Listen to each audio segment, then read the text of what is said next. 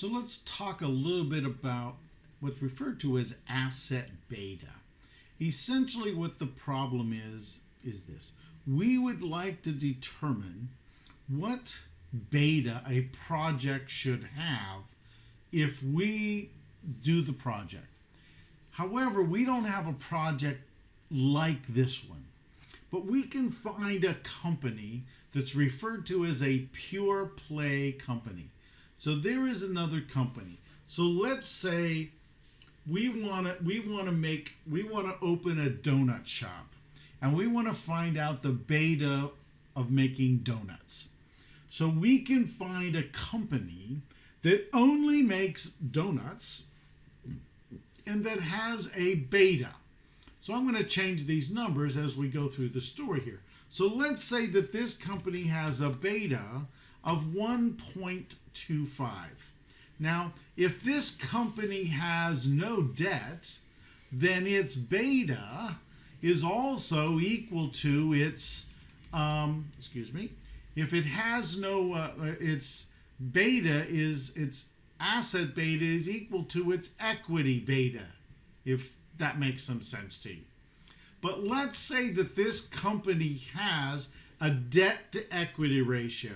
Let's say that they have 1.5 times the amount of debt as they do equity. So their debt equity ratio is 150%.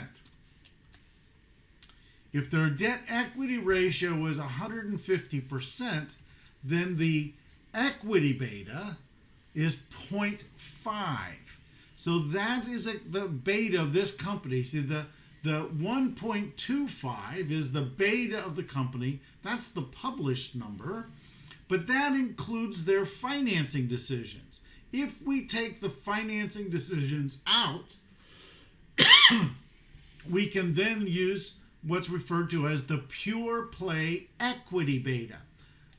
The beta of the company, assuming it had no debt. So now we're starting with this company. I have a company has zero equity, but I want to incorporate my debt.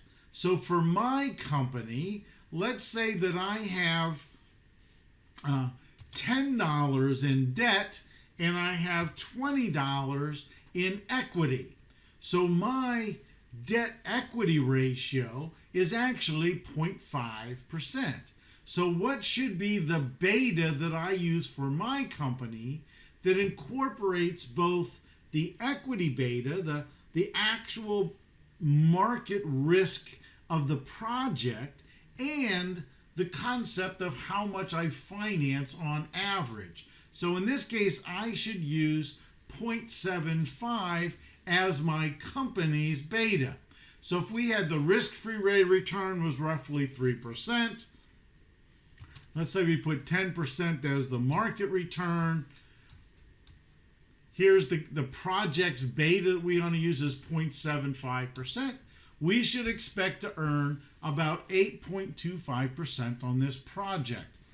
So this is a way of using another company's beta, stripping out the financing choices that company has had and made, and then taking that outcome, that result, and inputting our financing decisions to determine what the actual beta of this project would be using the company's project's risk and the impact of financing. So hopefully this makes a little bit of sense. It's a very good way of trying to figure out what return would you expect from a project if you never did that project before. It's something that's different. Again, a good way to analyze ultimately the riskiness of assets.